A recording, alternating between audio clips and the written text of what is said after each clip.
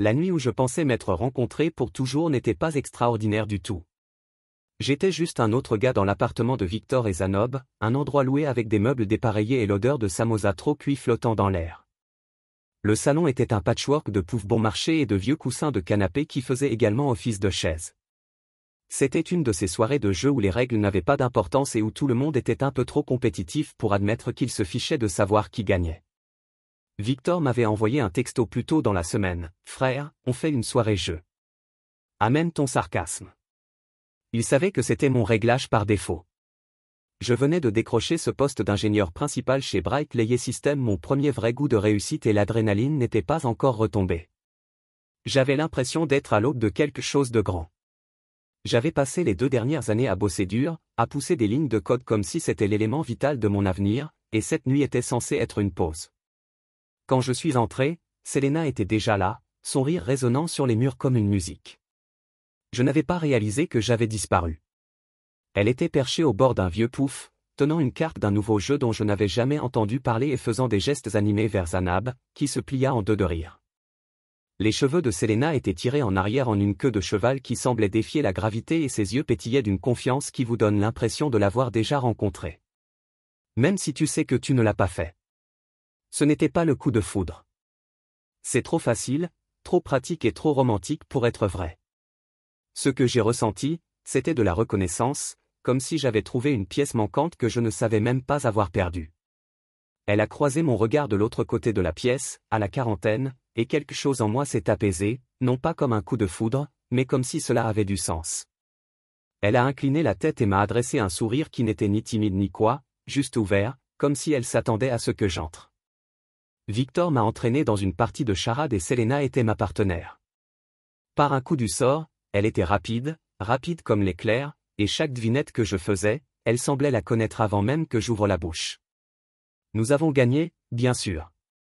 Nous nous sommes tapés dans la main et nous nous sommes souris comme si nous venions de courir un marathon ensemble. Après cela, nous nous sommes retrouvés dans la cuisine, à moitié appuyés contre le comptoir, à moitié dans le réfrigérateur, essayant de trouver les dernières bières fraîches, avant que Victor ne les réclame toutes.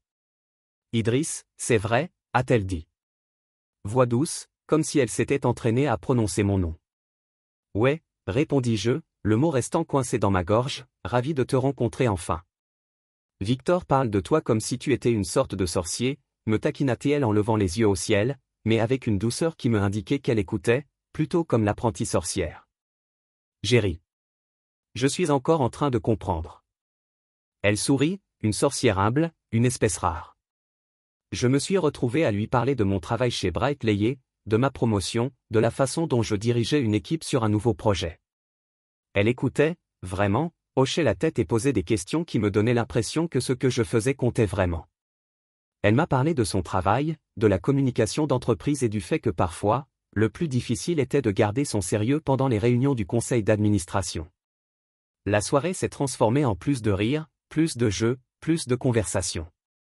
C'était trop facile. Chaque fois que je regardais autour de moi, elle parlait à quelqu'un d'autre ou me regardait, comme si nous étions en orbite autour du même soleil.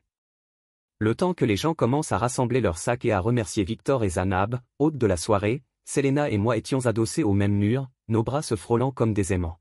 « Accompagne-moi à ma voiture » demanda-t-elle, ses clés tintant dans sa main. « Bien sûr » répondis-je, et je le pensais. L'air était frais dehors, une nuit de Nairobi qui sentait la pluie, même quand les nuages étaient loin d'être en vue. Nous marchions lentement, aucune de nous deux n'étant pressée d'arriver. « Puis-je t'avouer quelque chose ?» dit-elle en arrivant à sa voiture, une vieille Toyota avec plus de caractère que de chrome.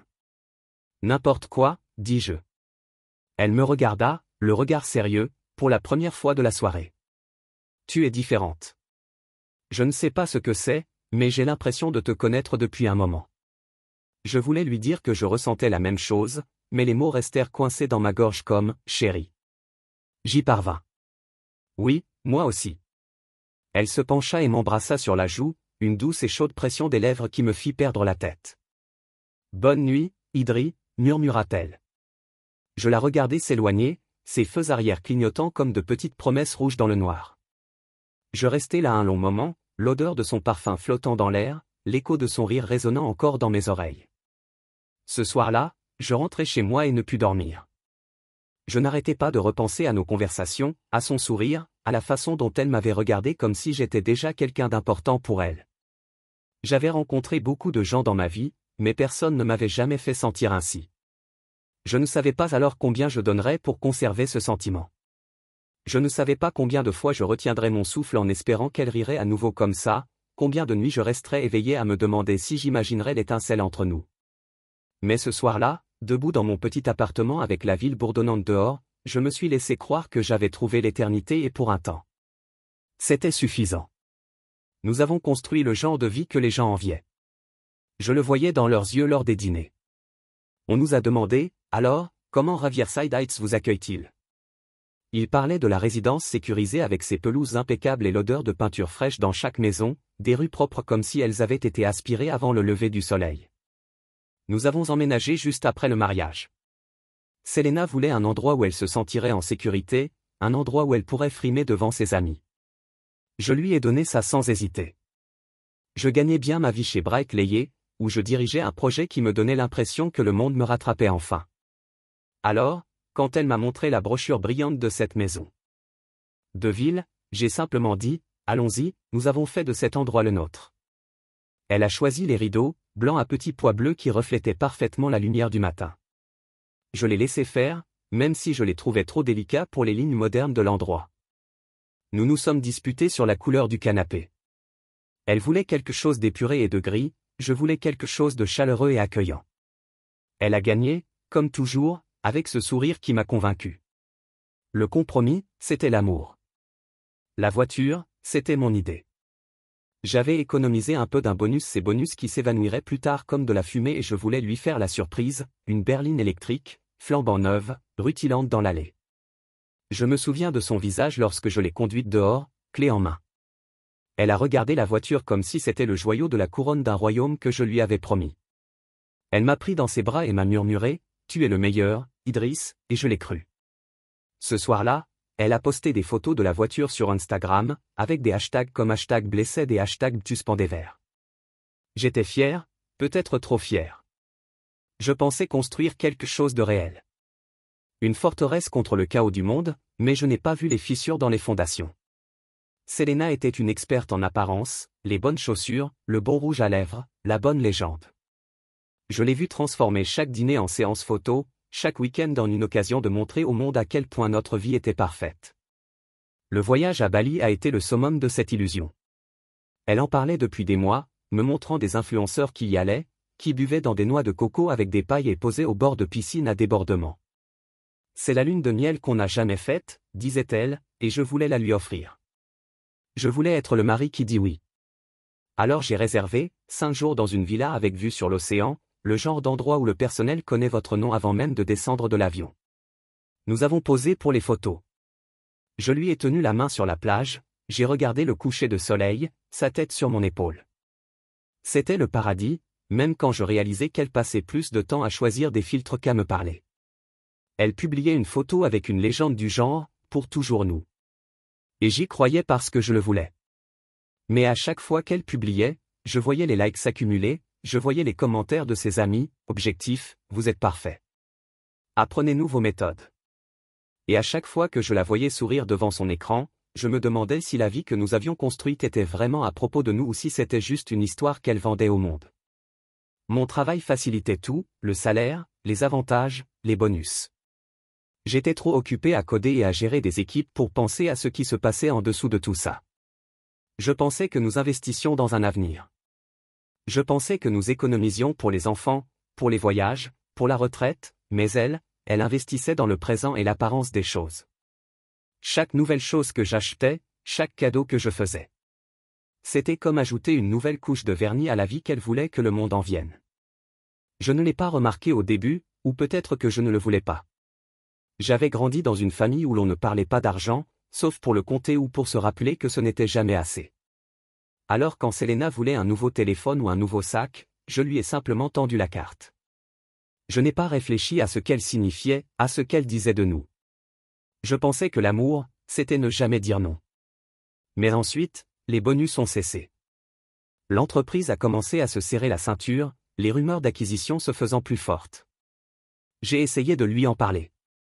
J'ai essayé de lui dire qu'il fallait peut-être ralentir le rythme pour réfléchir à l'essentiel. Elle ne voulait pas l'entendre. Tout ira bien, disait-elle en balayant d'un geste de la main un sourire qui n'atteignait pas ses yeux. Tu es brillant, Idriss, ils te garderont.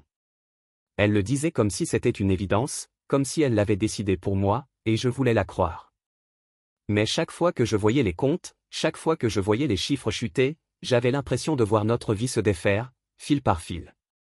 Pourtant, je continuais à donner, j'achetais, je construisais l'illusion parce que je ne savais pas comment m'arrêter. Je me disais que si je travaillais plus dur, tout s'équilibrerait. Je pensais que l'amour était un sacrifice et j'étais prête à tout sacrifier. Mais le jour où les bonus ont disparu, je l'ai lu dans ses yeux, ni peur, ni inquiétude, mais déception. Comme si elle avait trébuché sur la ligne d'arrivée. Comme si je l'avais déçue en n'étant pas l'homme qu'elle pensait avoir épousé. J'avais toujours pensé que l'amour, c'était construire quelque chose ensemble, quelque chose d'assez fort pour tenir tête au monde. Mais ce soir-là, assis dans le salon sombre pendant qu'elle parcourait des photos de Bali, j'ai réalisé qu'elle construisait autre chose, un portfolio d'images, une galerie de moments qui semblaient parfaits de l'extérieur. Elle a posté une dernière photo ce soir-là, nous sur la plage de Bali, bras dessus bras dessous, souriant, comme si le monde était à nos pieds. La légende disait, l'amour est tout ce dont vous avez besoin. J'ai longuement fixé cette photo, me demandant pour qui elle souriait, car ce n'était pas moi. Quand les bonus ont disparu comme un fantôme de mes comptes, j'ai eu l'impression que l'herbe me tombait sous les pieds. Mais je n'ai pas paniqué, du moins pas comme Selena l'avait imaginé. J'étais chez Bright Layé depuis des années.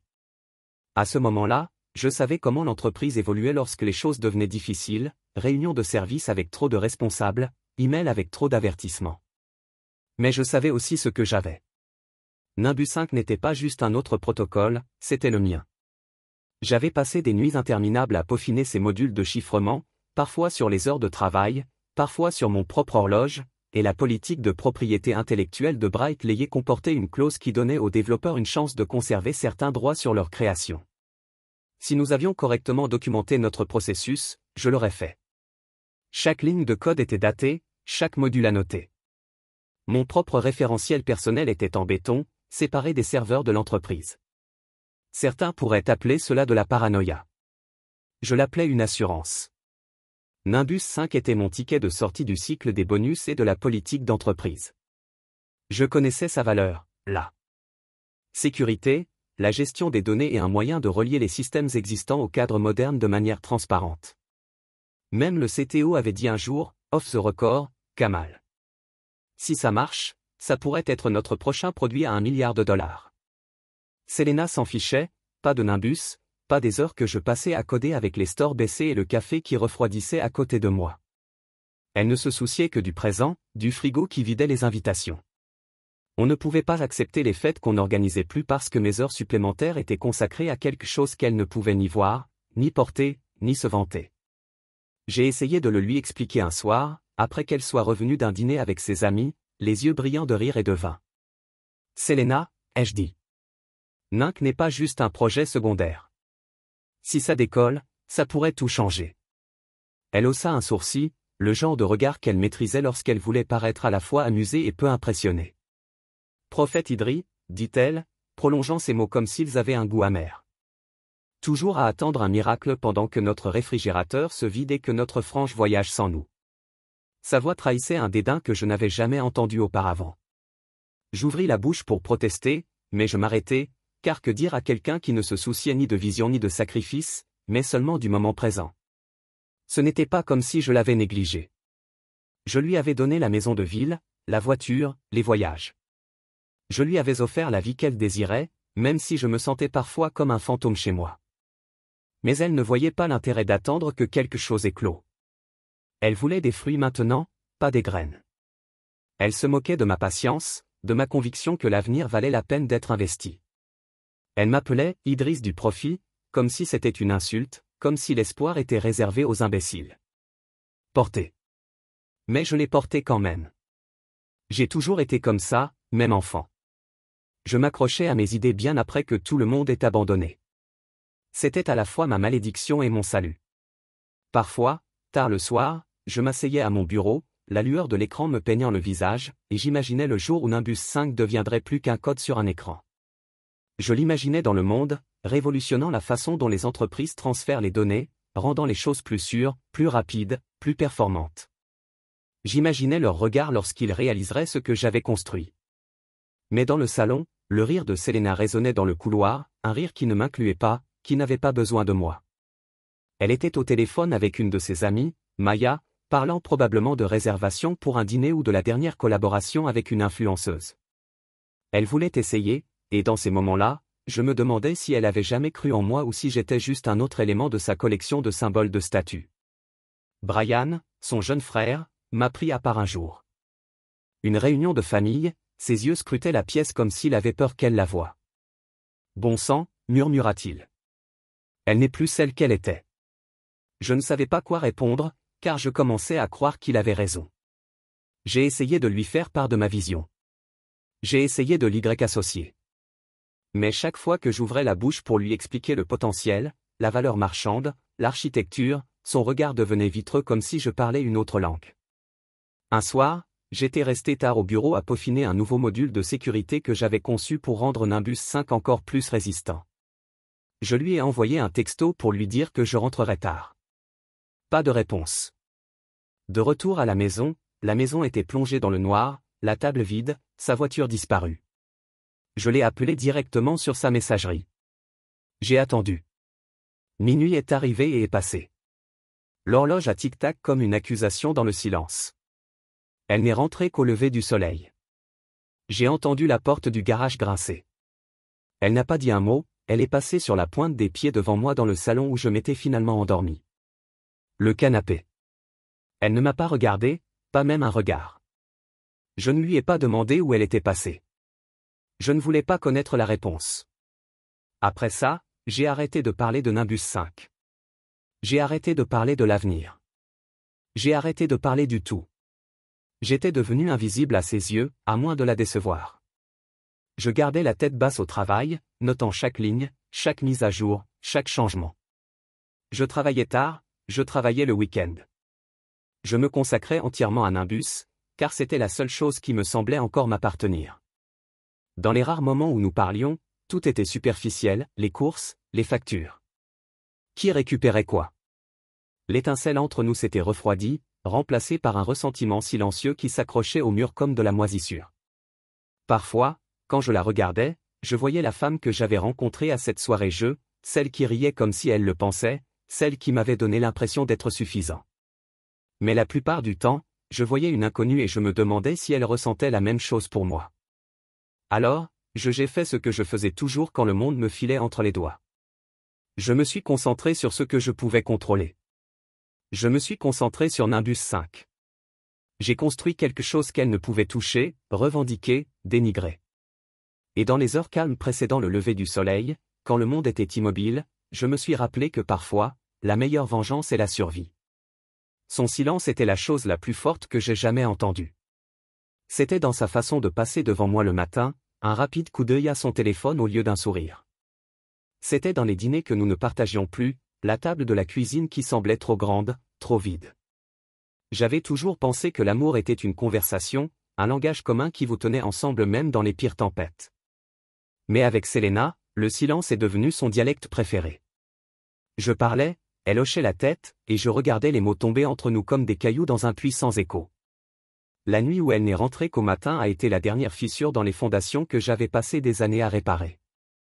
Je m'étais assis sur le canapé, regardant à moitié la lueur de les lampadaires dehors et l'horloge murale qui refusait de ralentir. Minuit est arrivé et est passé. J'ai pensé à toutes les raisons pour lesquelles elle pourrait être en retard, un pneu crevé, un téléphone mort, une amie dans le besoin. J'avais toujours été doué pour accorder le bénéfice du doute, mais cette nuit-là, le doute a commencé à me poser des questions auxquelles je ne pouvais répondre. Lorsqu'elle est finalement entrée au lever du soleil, ses talons ont claqué sur le sol comme des accusations. Elle ne m'a même pas regardé, se dirigeant simplement vers la chambre comme si je n'étais pas là. Je ne l'ai pas suivie, je n'ai rien demandé. Je ne voulais pas entendre les mensonges qu'elle répéterait ni la colère qu'elle cracherait si j'osais la dénoncer. J'étais assise là, dans le silence d'une maison qui ressemblait moins à un foyer qu'à un musée dédié à un mariage qui s'était éteint pendant que j'étais trop occupé à travailler. Brian m'a appelé cette semaine-là. Son petit frère, bien qu'il ne soit plus si petit, était l'une des rares personnes qui m'avait toujours vu, même quand Selena ne le faisait pas. Nous nous sommes retrouvés pour prendre un café dans un endroit du centre-ville. Le genre d'endroit avec des mugs dépareillés et des menus sur un tableau noir. Il avait l'air plus vieux que la dernière fois que je l'avais vu. Des rides d'inquiétude creusaient autour de ses yeux. « Mec », dit-il en remuant son café jusqu'à ce que le téléphone disparaisse. Elle n'est plus celle qu'elle était. J'ai juste hoché la tête parce que je l'avais vue aussi. Il hésita, comme s'il cherchait les mots justes. Elle est différente avec toi, plus froide. Je ne sais pas ce qui s'est passé, mais elle a changé. J'aurais pu lui dire que je ressentais ce changement depuis des mois, que chaque jour avec elle était comme essayer de tenir de l'eau dans mes mains, mais au lieu de cela, je me suis contenté de fixer le tourbillon noir dans ma tasse. Merci de me l'avoir dit. J'ai fini par lui dire que ça comptait beaucoup. On n'a pas beaucoup parlé après ça. Il a payé son café, m'a tapé sur l'épaule et m'a dit « Tiens bon ». Je l'ai fait. J'ai tenu bon comme un homme attendant un signe qui n'est jamais venu. J'ai arrêté de parler de l'évier de Nimba, arrêté de parler du brevet, des possibilités. Quand elle me posait des questions sur le travail, je lui donnais les plus petites réponses possibles. Un seul mot, sans vie. Elle ne semblait pas s'en soucier. Le silence entre nous était devenu comme une seconde peau. Certaines nuits, je restais allongé dans mon lit, la lueur de l'écran de son téléphone éclairant son visage tandis qu'elle parcourait ses publications et ses photos. Je me demandais ce qu'elle voyait laquelle ne voyait pas en moi. Je me demandais si elle imaginait une vie sans moi, une vie où quelqu'un d'autre remplirait les espaces. Je fermais les yeux et me souvenais de la soirée jeu où nous nous étions rencontrés, de la façon dont son rire avait été comme une promesse. Je revivais nos matins dans ce minuscule appartement, les tasses à café alignées comme des siècles, sa voix fredonnant une chanson dont je n'ai jamais su les paroles. À l'époque, je pensais que nous construisions quelque chose de réel, mais ce que nous avons construit était un monument aux apparences, une maison qui avait l'air bien de l'extérieur mais qui était vide à l'intérieur, une voiture qui se montrait mais ne nous menait nulle part. J'étais devenu un fantôme dans mon propre mariage. Même au travail, je pouvais sentir le changement. Nimbus 5 était terminé, du moins au niveau du code. C'était stable, efficace, un produit capable de révolutionner la façon dont Brightlayer transférait les données. Mais chaque fois que je pensais à le dire à Selena, j'entendais sa voix dans ma tête, ce ton moqueur qu'elle utilisait lorsqu'elle m'appelait le prophète Idriss. Je voyais ses yeux se lever au ciel, ce sourire narquois qui disait « Encore un de tes rêves ». Alors je l'ai gardé pour moi. J'ai tout documenté, chaque ligne de code de fin de soirée, chaque cas de test, chaque fonctionnalité. Je me suis assuré que personne ne puisse me l'enlever, ni Brightlayer, ni Selena, ni même le destin. Et dans ce silence, j'ai trouvé une clarté que je n'avais pas ressentie depuis des années, sans que sa voix ne couvre la mienne. Je me suis souvenu de la raison pour laquelle j'avais lancé Nimbus. Je me suis souvenu de l'étincelle qui m'avait fait croire à l'impossible. Un soir, je suis resté au bureau bien après que tout le monde ait quitté la ville. Dehors, il y avait une lueur de lumière et une circulation étouffée, le bourdonnement d'une possibilité qui semblait toujours hors de portée. J'ai ouvert le dernier module, ma pièce maîtresse. J'avais l'impression de signer mon nom sur une toile que je peignais depuis des années. Je me suis penché en arrière, les mains derrière la tête, et j'ai laissé échapper un souffle que je ne savais pas avoir retenu. À ce moment-là, je n'étais pas le prophète Idriss ni le mari qu'elle ne voulait plus. J'étais juste moi, et c'était suffisant. Quand je suis rentré à la maison ce soir-là, elle dormait sur le canapé, un verre de vin vide sur la table basse. Son téléphone était toujours dans sa main, l'écran brillant de messages à moitié écrits. Je suis resté là à regarder sa poitrine se soulever et s'abaisser et je me suis demandé si elle m'avait vraiment connu. J'ai éteint la lumière et je suis allé me coucher seul dans le silence. J'ai retrouvé ma voix et avec cette voix est venue une décision. Je n'allais pas attendre qu'elle revienne. Je n'allais pas courir après son rire ou son approbation. J'en avais assez d'être un fantôme. Je ne savais pas encore ce que cela signifiait, je ne savais pas où cela me mènerait, mais pour la première fois depuis longtemps, j'avais l'impression de marcher sur des œufs et je me suis promis que, où que j'aille, j'y arriverai seul. Le jour où je suis rentré avec la lettre de licenciement à la main, j'ai eu l'impression que le monde allait enfin me couper l'herbe sous les pieds. Je savais que ça allait arriver. Brightlayer, acquisition, avait ravagé les appartements comme un feu de joie, dévorant le bois sec un par un. J'avais vu des collègues se faire raccompagner vers la sortie avec des cartons, les yeux rougis par le choc. J'avais tenu plus longtemps que la plupart, peut-être parce que j'étais devenu un habitué, peut-être parce que personne ne voulait s'attaquer aux subtilités de Nimbus 5. Mais ce matin-là, mon manager m'a convoqué dans un bureau aux parois de verre qui ressemblait à un bocal à poisson. Il n'a même pas voulu me regarder dans les yeux en faisant glisser l'enveloppe sur la table. « Idriss, ce n'est pas personnel », a-t-il dit.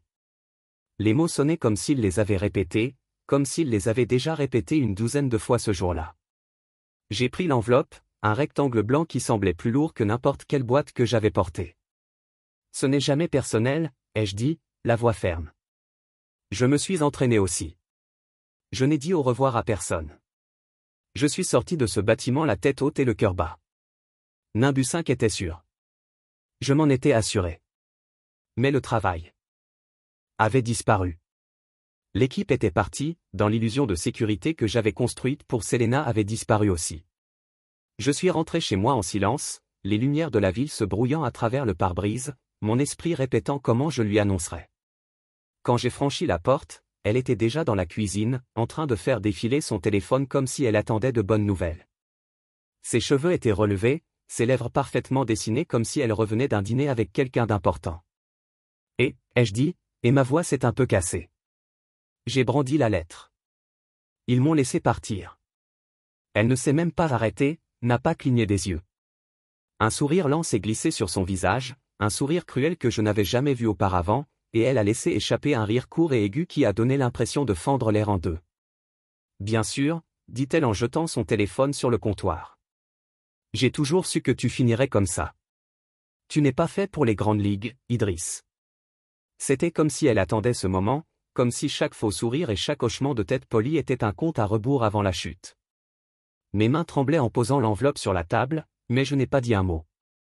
Je m'attendais à une bagarre, à des larmes, à quelque chose d'humain, mais elle m'a laissé rire, un son qui avait le goût de la trahison et du soulagement. Soudain, je suis passé devant elle et j'ai fermé la porte derrière moi. Je l'entendais dans la cuisine ouvrir une bouteille de vin, fredonner un air que je n'avais jamais entendu auparavant. C'était comme si j'étais devenu un fantôme dans ma propre maison, une ombre qu'elle avait dépassée.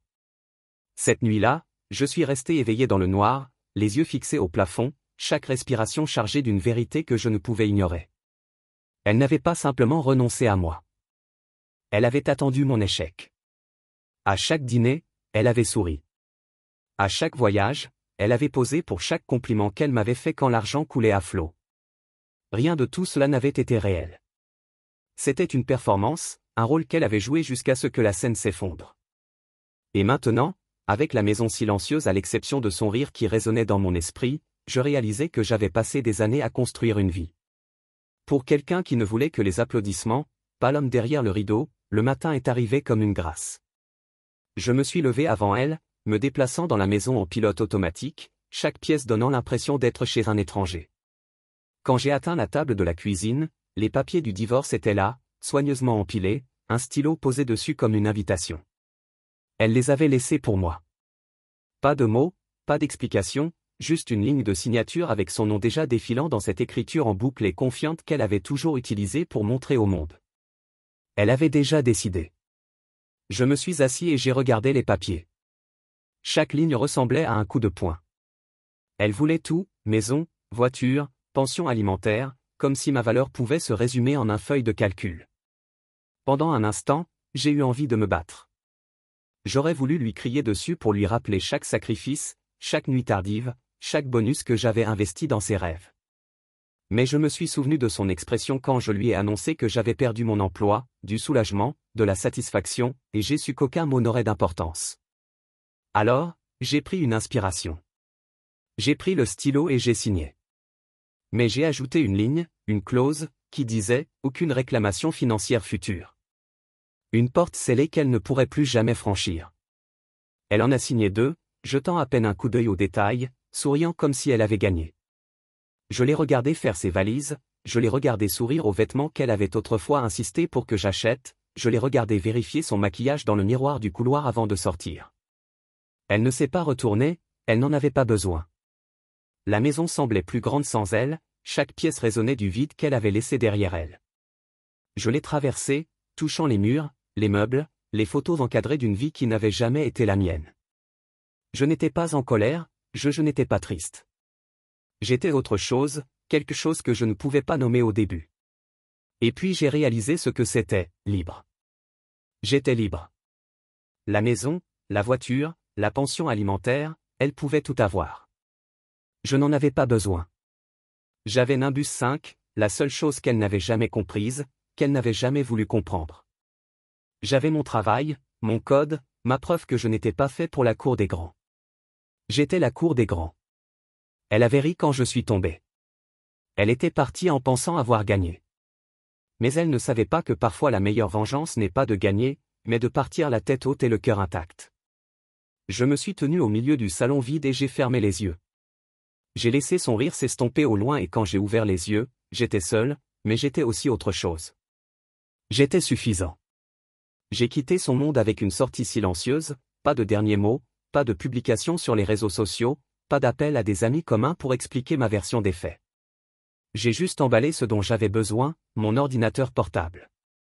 Mes carnets, ma collection de disques durs et de brevets, et je suis parti. C'était la chose la plus facile que j'ai jamais faite, et aussi la plus difficile. Le jour où j'ai signé les derniers papiers, elle affichait déjà une nouvelle vie en ligne. Ce nom ne méritait même pas la dignité d'un nom de famille. C'était le genre d'homme qui posait avec des voitures de location et des montres bon marché, nourrissant un public qui croyait à tous les mensonges qu'il vendait.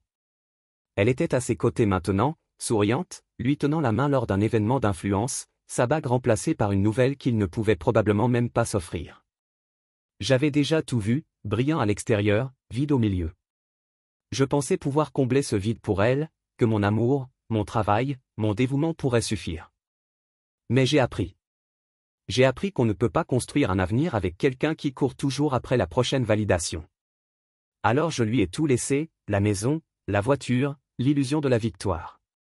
Je lui ai tout donné sauf la seule chose qu'elle ne comprendrait jamais, l'évier de Nimba pendant qu'elle j'ai posé pour des photos avec Tar. Je me suis fait discret. J'ai engagé un avocat discret et perspicace, spécialisé dans la protection de la propriété intellectuelle et les fonds fiduciaires. Nous avons structuré la vente de manière à faire réfléchir même l'opportuniste le plus déterminé. Lorsque les nouveaux dirigeants de Bright Layer ont fouillé leurs archives et découvert Nimba 5, c'était comme découvrir de l'or sous un parking. Ils avaient perdu trop de développeurs, trop de projets lors de l'acquisition, et il leur fallait maintenant prouver que leur innovation ne s'était pas tarie. Ils ont appelé mon avocat avant de m'envoyer un courriel courtois et courtois. Nous aimerions discuter de Nimbus 5. Le ton était professionnel, mais je percevais le désespoir sous la surface. Mon avocat, un homme à la voix douce et à l'esprit vif, a négocié avec la patience d'un maître d'échecs. Chaque clause, chaque structure d'action, chaque condition de licence a été scrutée, réécrite et réexaminée. Au final, Bright Layer a proposé 80 millions de dollars, le montant final après impôts, après structuration et toutes les tractations juridiques, 67 millions de dollars. Camo Innovation Limited a été née ce jour-là, une LLC de confiance, enregistrée à l'étranger, enveloppée dans tant de couches de protection. Il faudrait une armée d'avocats pour trouver mon nom attaché. C'était le point. Pas un parfum n'a touché mes comptes personnels. Pas un parfum n'a pu être revendiqué par une ex-femme vindicative. Il ne s'agissait pas seulement de l'argent, il s'agissait du principe. Il s'agissait de prouver que mon travail, ma vision, ma transpiration et mes nuits blanches signifiaient quelque chose, qu'ils étaient à moi, que personne ne pouvait simplement les prendre parce qu'ils me souriaient une fois. Je me souviens du jour où les fonds ont atterri à la fiducie. J'étais assis dans un petit café près du bureau de mon avocat, une seule ampoule au-dessus de la table jetant une lueur chaleureuse sur la paperasse. Mon avocat a glissé les documents finaux à travers la table et a déclaré « Félicitations, Monsieur Kamal. Tu es officiellement un homme riche. » Je ne me sentais pas riche. Je me sentais résolu. J'ai pensé à l'appeler juste pour la faire savoir, juste pour entendre le silence à l'autre bout de la ligne. Mais je ne l'ai pas fait. Certaines victoires sont mieux laissées différentes. Selena ne sait jamais, le TAR ne le saurait jamais. Le chemin. Elle comme si elle était la seule dans la pièce, si elle manquait la sécurité de quelqu'un qui la mettait toujours en premier. Mais ensuite, je fermerais mon téléphone, me pencherais en arrière et me rappellerais que la seule chose qui mérite d'être manquée était l'homme que j'avais été avant de la rencontrer, l'homme qui croyait que l'amour pouvait tout conquérir, même quelqu'un qui ne m'aimait jamais. De retour, j'étais à nouveau lui, mais plus fort, plus sage, un peu plus froid. Peut-être. Le jour où l'argent s'est dégagé, je suis allé dans un restaurant calme que j'aimais. Pas de réservation, pas de foule, pas de photos, juste moi et une assiette de nourriture qui avait le goût de la maison. Je me suis assis à cette table et j'ai levé un verre à moi-même. Chaque heure, j'avais passé à construire Nimbus à couler. Chaque nuit, j'avais dormi sur le canapé en attendant qu'elle rentre à la maison, à chaque rire qu'elle m'avait jeté, pensant que ça me briserait. Ce n'était pas le cas. Dans ce restaurant, je me suis promis, je ne laisse plus jamais que quelqu'un d'autre définirait ma valeur. Je ne laisserai jamais la validation de quelqu'un d'autre déterminer la valeur de mon travail ou de mon cœur. J'avais appris cette liberté ne s'enfuit pas. Il s'agit de s'éloigner sans regarder en arrière.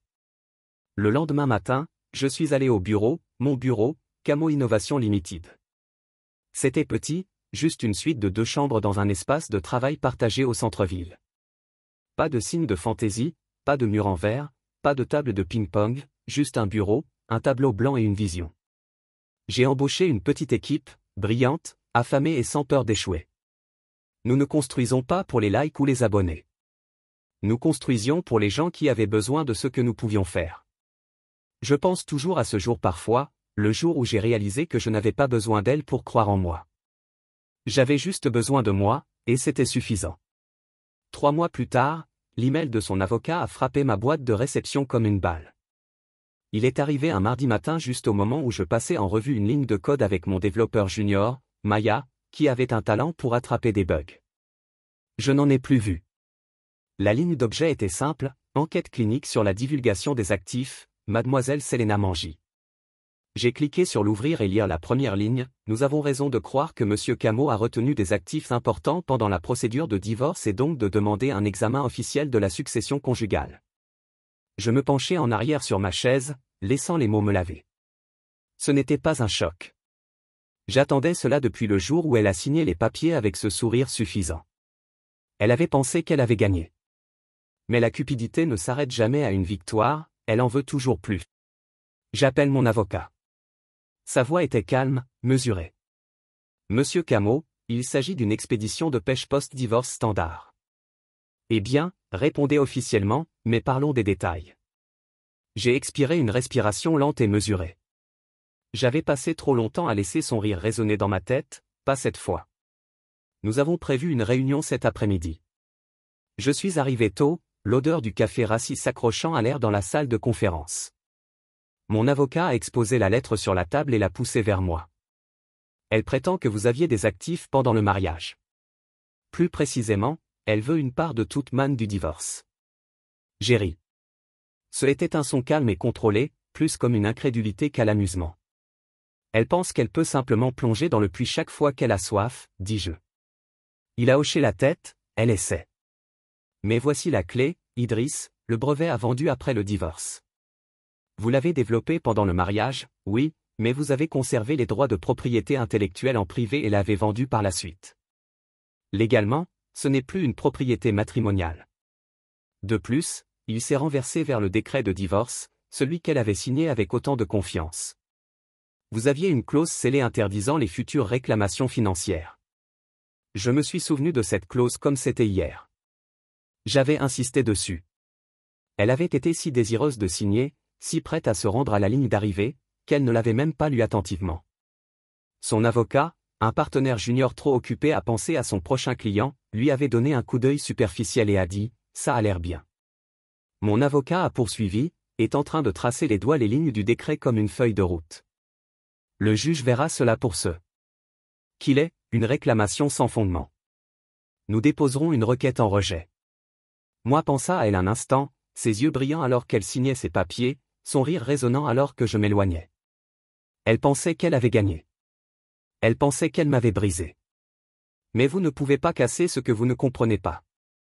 L'audience a été fixée pour 2 semaines plus tard, je suis entré dans cette salle d'audience portant mon meilleur costume, la même que j'avais porté la couche de la journée, m'a donné ma lettre de départ. Je voulais qu'elle voie ce costume et me souviens de ce jour-là.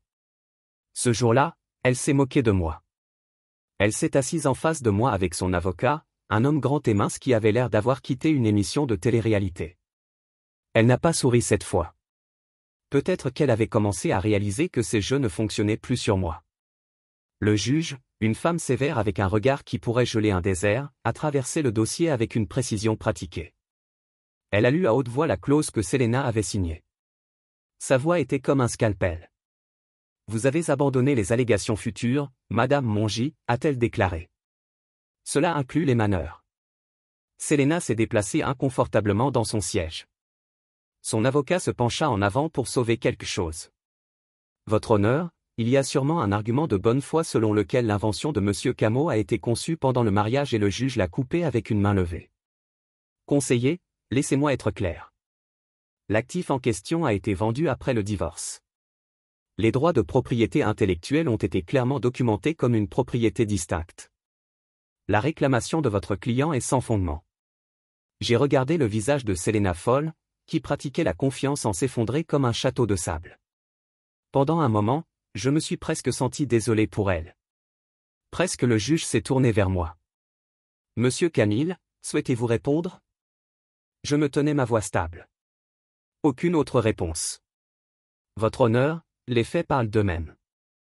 Elle a hoché la tête et a fermé le dossier avec une requête en instruction de rejet est accordée. Madame Mongy est condamnée par les présentes à payer les frais juridiques de Monsieur Camo d'un montant de 14 millions de naïus nigérians. Les yeux de Selena s'écarquillèrent, la mâchoire de son avocat tomba. Je pouvais presque entendre ses pensées crier, ce n'est pas ainsi que c'était censé se passer. J'ai quitté la salle d'audience ce jour-là plus léger que je ne l'avais fait depuis des années. Il ne s'agissait pas de l'argent, bien que les frais juridiques couvriraient chaque facture que j'avais accumulée. Il s'agissait de la vérité, de la validation que tout ce que j'avais fait, chaque ligne que j'avais tracée dans le sable, en valait la peine. Je suis passé devant elle dans le couloir. Elle ouvrit la bouche pour parler, mais je ne lui ai pas donné la chance. Je n'avais pas besoin de ses explications, de ses excuses, de ses larmes. J'ai continué à marcher dehors. Le soleil était brillant, trop brillant, comme le monde se moquait de son optimisme. Mais je n'étais pas amer. J'étais libre. Je suis rentré chez moi cette nuit-là et je me suis versé un verre de whisky. Je me suis assis sur mon balcon en regardant les lumières de la ville scintiller comme une constellation. J'ai pensé au garçon que j'avais été quand je l'ai rencontré, à l'homme que je deviendrais en l'aimant et à l'homme que j'étais maintenant.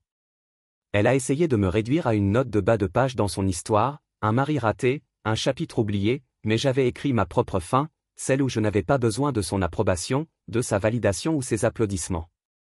Le lendemain matin, j'ai reçu un email de mon avocat. Les fonds ont été transférés. Il a écrit « Félicitations pour une bataille bien disputée ». J'ai regardé l'écran, mon reflet s'évanouir dans le verre. Pour la première fois depuis longtemps, j'ai vu un homme qui n'était pas défini par le rire de quelqu'un d'autre ou les mensonges de quelqu'un d'autre. J'étais moi, et c'était suffisant. J'aurais pu m'éloigner juste à ce moment-là, secouer la poussière de mes chaussures et laisser Selena à ses fêtes d'influence et à des poteaux de vin tardive. Mais le procès qu'elle avait intenté a violé chaque ligne de cet accord qu'elle avait signé si avec impatience. Elle a essayé de réécrire la fin de notre histoire avec un autre stratagème légal, encore désespéré. Pas pour la vengeance, du moins c'est ce que je me suis dit. Il ne s'agissait pas de l'argent, cependant. 14 millions de naira nigérians en justice la feraient certainement réfléchir à 2 fois pour m'appeler Idriss à nouveau. Il s'agissait du directeur. Vous ne pouvez pas brûler le pont, puis poursuivre l'architecte. Je me suis assis avec mon avocat le prochain matin. Son bureau était un petit espace de masse en verre au centre-ville bordé de livres et de plaques qui disaient des choses comme l'excellence professionnelle et le meilleur droit de Nairobi. Il a glissé une épaisse pile de papier sur la table, chaque page lourde avec le poids de ma décision. « Êtes-vous sûr de vouloir faire ça, Idriss ?» demanda-t-il, ses yeux scrutant le mien pour douter. « Cela ne va pas la faire comme vous mieux. » Je laissai sortir un rire bas, celui qui avait l'impression que cela venait de quelque part profond, comme un puits que je n'avais pas tiré depuis des années. Je ne cherche plus son approbation, je veux juste que le record soit droit. Il a fait la tête. Très bien, nous allons alors déposer des dommages légaux et récupérer les frais, ainsi qu'une déclaration officielle selon laquelle elle a violé l'accord initial en déposant une réclamation sans fondement. J'ai signé les papiers avec une main stable, chaque coup de broche se sentant comme une fermeture en cliquant sur des endroits froids. Un mois plus tard, le cas était programmé trop.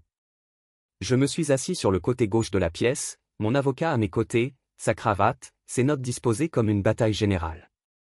Encore plus mince. Exposant les faits avec la précision d'un chirurgien. Votre honneur, Madame Mangy a violé le décret de divorce en déposant une plainte frivole sans fondement. En fait, nous recherchons la restitution des frais juridiques plus les dommages-intérêts pour rupture de contrat.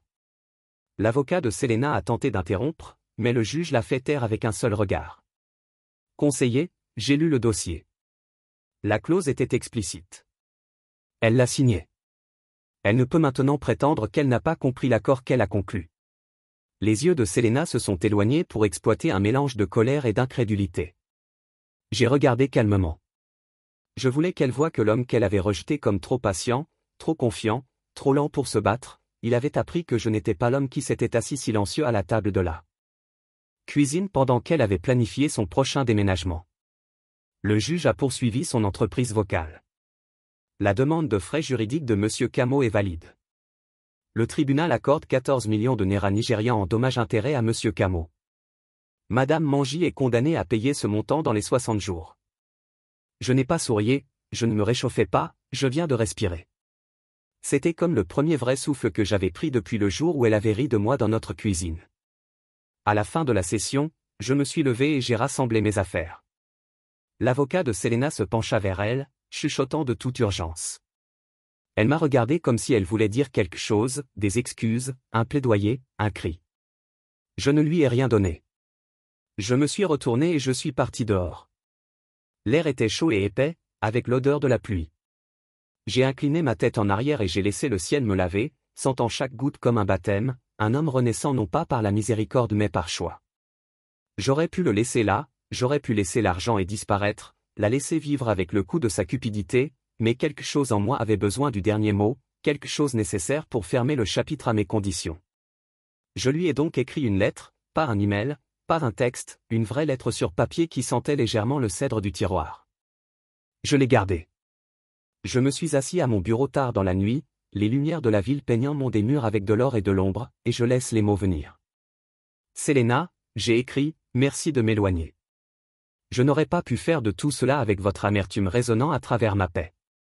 Votre silence était plus précieux que votre soutien. Nous, sauf cette lettre, je n'ai pas besoin d'une réponse, je n'ai pas besoin de fermeture. J'ai répondu Voicecom, Idriss. Elle a dit que sa voix était douce, incertaine, un ton que je n'avais pas entendu depuis les jours où nous sommes restés à parler jusqu'à l'aube. J'ai fait une erreur, a-t-elle dit, son haleine attrapant. Pouvons-nous parler un instant? Je laisse le silence s'étendre entre nous. J'ai pensé à toutes les nuits que j'avais attendues pour qu'elle rentre à la maison. Tous les matins que je l'avais regardée sourire sur un écran plutôt que de moi.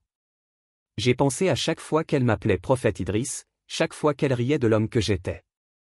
J'ai expiré lentement et stable. Je ne suis pas en colère, Selena, dis-je. Mais je ne suis plus curieux non plus. Certains ponts restent brûlés pour une raison. Elle a commencé à parler, mais j'ai terminé l'appel. J'ai posé le téléphone et j'ai regardé autour de mon petit bureau, celui que j'avais construit à partir des cendres d'un mariage qui m'avait presque détruit. Mon équipe était là-bas, travaillant tard, chassant les rêves avec la même faim qui m'avait poussé à poursuivre le sien. J'ai alors réalisé que la meilleure partie de tout ce voyage n'était pas l'argent ou la victoire en cours. C'est que j'avais retrouvé ma voix, la voix qui n'avait pas besoin de son approbation, la voix qui savait que ma valeur n'était pas liée à l'opinion de quelqu'un d'autre. Cette nuit-là, j'ai enfermé le bureau, j'ai traversé les rues tranquilles de Nairobi et j'ai regardé les lumières de la ville se brouiller dans quelque chose de presque magique. J'ai ressenti le poids de chaque erreur, chaque trahison, chaque leçon que j'avais dû apprendre à la dure, et j'ai souri parce que, pour la première fois depuis des années, je savais qui j'étais. J'étais Idriss Kamal, pas le prophète Idriss, pas son mari, pas un homme attendant que quelqu'un d'autre le définisse. J'étais ma propre histoire maintenant, et c'était suffisant. Il m'a fallu un certain temps pour m'asseoir et écrire cette lettre, plus longtemps que je m'attendais. Même après la victoire du tribunal, la indemnité de départ et le brevet vendu, je n'ai pas tout à fait pu me résoudre à mettre un stylo sur papier. C'était final, comme ciseler le dernier mot dans une pierre qui marquait la tombe de quelque chose que je pensais autrefois durer éternellement. Mais un soir, alors que le soleil coulait derrière la ligne d'horizon et jetait une lueur en or sur mon petit appartement, j'ai tiré une feuille de papeterie épaisse de mon tiroir de bureau et je l'ai pressée à plat contre la table. La ville fredonnait en arrière-plan, étouffée par des fenêtres à double acception, mais mon monde se sentait silencieux, comme s'il m'attendait à terminer cela. Une dernière chose. Les mots sont venus lentement au début. Selena. J'ai même commencé à écrire. Son nom ressemblait à des braises remuées. Je pensais que c'était froid. Merci de vous éloigner. Je m'arrêtai, laissant cette première phrase respirer, laissant son poids s'installer dans la page. Ce n'était pas une lettre pour elle. Pas vraiment, c'était pour moi. C'était une fermeture de porte, une dernière note dans une chanson qui avait joué trop longtemps. J'ai continué à écrire. Je n'aurais pas pu faire tout cela avec votre amertume résonnant à travers ma paix. Chaque fois que vous doutiez de moi, chaque fois que vous rouliez les yeux sur mes rêves, chaque fois que vous m'appeliez prophète Idriss comme si c'était une insulte. Cela m'a rendu plus fort. Votre silence m'a appris à me tenir seul. Votre rire m'a appris à ne pas chercher l'approbation au mauvais endroit. Le stylo était lourd dans ma main, mais les mots étaient plus légers à chaque ligne. Votre silence était plus précieux que votre soutien. Je me souvenais de ces nuits, des dîners tardifs seuls, de sa voix froide dans le couloir, de l'odeur de son parfum s'attardant dans des pièces qu'elle n'a jamais pleinement partagées. Je laisse les souvenirs me laver, chacun une leçon, un rappel de jusqu'où j'en avais. Je vous souhaite toute la joie que vous pouvez trouver dans un monde qui ne vous voit que tant que vous continuez à publier. Je l'ai imaginé en souriant à côté du goudron, prêt à la caméra, au hashtag prêt, comme si elle avait toujours voulu que le monde la voie sous son meilleur angle. J'avais l'habitude de penser que je faisais partie de cette image, que nous y étions ensemble, mais j'avais appris que parfois vous n'êtes que l'homme tenant la caméra. Mais mon monde, c'est différent maintenant. Mon monde repose sur la vérité, sur le code, sur le travail qui compte, sur les gens qui me voient pour qui je suis, pas seulement ce que je peux donner. J'ai pensé à ma petite équipe chez Camo Innovation, les jeunes développeurs qui m'appelaient boss mais qui m'ont vu comme un mentor. J'ai pensé à Maya, avec son esprit pointu et son rire facile, qui a défié mes idées sans se moquer. J'ai pensé aux produits que nous construisions, pas Nimbus 5, mais quelque chose de nouveau, quelque chose qui importait. Il ne reste plus rien à ce que cette lettre. Je n'ai pas besoin d'une réponse, je n'ai pas besoin de. Pardon, je n'ai pas besoin de fermeture. J'ai obtenu toute la fermeture dont j'avais besoin le jour où vous vous êtes éloigné. Je l'ai signé. Faites simplement attention, Idriss. J'ai plié la lettre soigneusement, en le glissant dans une enveloppe qui se sentait plus lourde qu'elle aurait dû. J'ai écrit son nom sur le devant dans mon script le plus propre. Puis je l'ai regardée pendant longtemps, la façon dont je la regardais quand elle est entrée dans une pièce, espérant que je pourrais retenir son attention pendant un instant plus longtemps. Cette fois, je n'avais pas besoin d'elle pour regarder en arrière. J'ai laissé tomber la lettre au bureau de son avocat le lendemain matin. La réceptionniste m'a fait un sourire poli alors qu'elle l'acceptait, inconscient du poids qu'il transportait. Je suis sorti dans le soleil de Nairobi en se sentant comme un homme qui avait rejeté un fardeau qu'il portait depuis trop longtemps. 3 jours plus tard, mon téléphone basse. Son nom s'est éclairé à l'écran, le même nom qui faisait ma course à cœur. Je l'ai laissé sonner 3 fois avant de répondre, calme et stable. Idriss, dit-elle, sa voix plus douce que je ne m'en souvenais. J'ai fait une erreur. Je laisse le silence s'étirer, la laissant en ressentir chaque seconde. Pouvons-nous parler, demanda-t-elle, sa voix tremblante.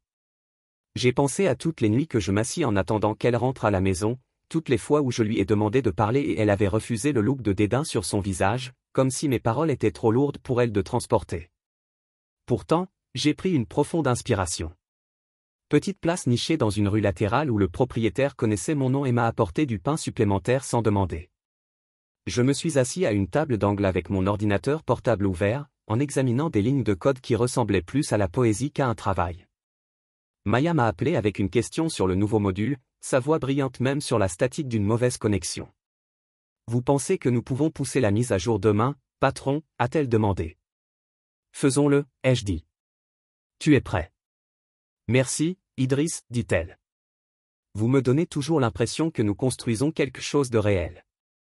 J'ai fermé l'appel et j'ai souri parce que nous étions.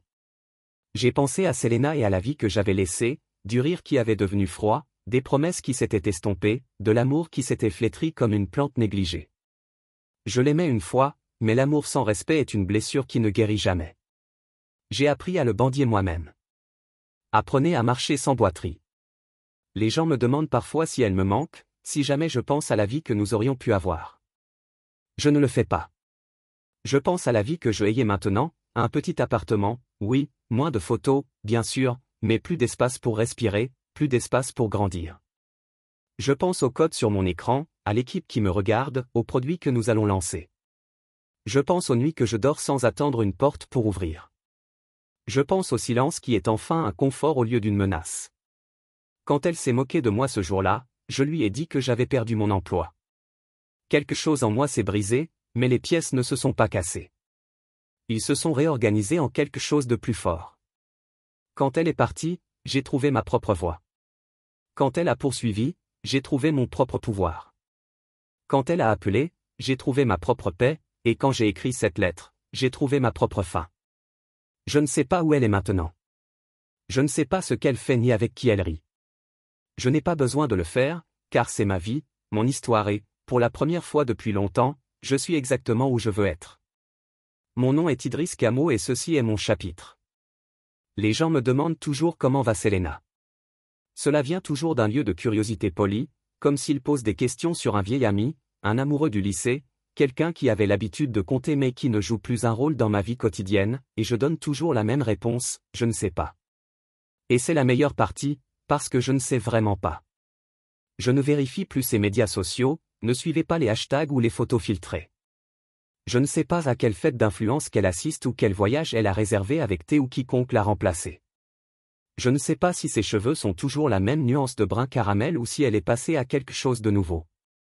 Je ne sais pas si le rire qu'elle publie en ligne est réel ou si ce n'est qu'une autre performance dans le flux sans fin. Et la meilleure partie, je m'en fiche. Je n'ai pas besoin de savoir. Ma vie n'est plus construite sur elle.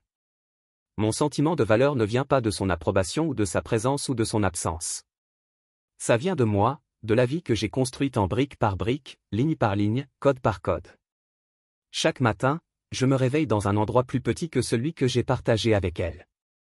C'est un appartement de 2 chambres à Kilimani, un quartier modeste avec plus de charme que de statut. Les murs sont peints comme de la crème douce qui brille au soleil du matin et il y a un petit balcon où je bois mon café et regarde la ville prendre vie. Aucune pelouse entretenue, pas de porte de sécurité, aucune pression pour maintenir les apparences. Je l'aime de cette façon. Les fenêtres sont grandes, laissant entrer le genre de lumière qui me fait me sentir éveillé avant même que la première gorgée de café ne frappe ma langue. Il y a une petite étagère de livres près de la fenêtre, des romans que je voulais finir. Manuel technique que j'aime plus que je ne l'admets jamais. Il y a une photo de mes parents le jour de leur mariage, souriant comme s'ils croyaient pour toujours. Je le garde là pour me rappeler que l'amour ne dure pas toujours, mais parfois c'est le cas. Le salon est encombré de câbles et de projets matériels à moitié assemblés, prototypes de choses l'équipe et moi travaillons sur. Camo Innovation Limited est devenue plus qu'une simple entreprise d'obus. C'est une petite équipe déterminée de développeurs et d'ingénieurs qui croient en la construction de choses qui comptent. Nous travaillons sur les systèmes de chiffrement des données pour les hôpitaux qui ne peuvent pas se permettre les solutions de sécurité BINIAM. Nous construisons des outils technologiques abordables pour les écoles et les zones rurales. Nous ne faisons pas des milliards, mais nous faisons une différence, et cela ressemble à un meilleur type de richesse. Maya est toujours avec moi et elle est devenue une force de la nature, projet de tête, mentorat de stagiaire, attraper des erreurs qui me manquent. Parfois, nous restons en retard au bureau, nous vous courbons tous les 2 sur nos écrans, argumentant sur quel cadre évoluera mieux. Elle est devenue la petite sœur que je n'ai jamais eue et je suis fier d'elle d'une manière qui me surprend parfois. Parfois, à la fin de la journée, je ferme mon ordinateur portable et je regarde le coucher du soleil par la fenêtre. Le ciel au-dessus de Nairobi brille comme une promesse, orange, rose, or, et je pense à toutes les choses que je pensais que j'avais perdues quand Selena est partie. Je pensais j'avais perdu mon avenir, ma fierté, mon sentiment de moi, mais debout ici maintenant, je me rends compte que tout ce que j'ai perdu était une vie qui n'a jamais été vraiment à moi. Je ne manque pas le drame. Je ne manque pas les nuits que j'ai passées à attendre qu'elle rentre à la maison. Je ne manque pas la façon dont elle m'a fait me sentir comme un acteur de soutien dans ma propre vie. Je ne manque pas le rire qui ressemblait à un couteau. Parfois, les gens me demandent si je la laisserai jamais retourner dans ma vie si elle s'est excusée. J'y pense honnêtement. Je pense au regard dans ses yeux ce soir-là au tribunal lorsque le juge a rejeté sa réclamation. Je pense à sa voix au téléphone quand elle a dit « J'ai fait une erreur ». Et puis je pense à l'homme que je suis maintenant, l'homme qui n'a pas besoin d'être défini par les erreurs de quelqu'un d'autre. L'homme qui n'a pas besoin d'excuses pour passer à autre chose. L'homme qui connaît sa valeur sans en avoir besoin et tamponné par l'approbation de quelqu'un d'autre. Non, je ne la laisserai pas rentrer, Parce que j'ai appris ce pardon, cela ne signifie pas toujours ouvrir la porte. Parfois, cela signifie le fermer doucement et s'éloigner sans regret. Mes amis me disent parfois, j'ai de la chance, tu es sorti tôt. Ils disent, comme si je me suis échappé d'une maison en feu. Et peut-être qu'ils ont raison. Mais la chance n'avait rien à voir avec ça. C'était le choix. Il refusait de laisser son rire me définir. C'était de trouver ma propre voie et le calme qu'elle a laissé derrière elle. Je ne poursuis plus la vengeance. Je ne poursuis pas la validation. Je poursuis le genre de succès silencieux, le genre qui ressemble à une lumière chaude dans la poitrine. Le type qui n'a pas besoin d'être publié en ligne pour avoir de l'importance. Je poursuis la vie que je pensais avoir avec elle, mais je le construis seul et c'est mieux de cette façon. Parfois, je passe par Riverside Heights sur mon chemin vers une réunion client. Je passe devant les portes et les pelouses bien entretenues, les voitures brillantes garées dans les allées.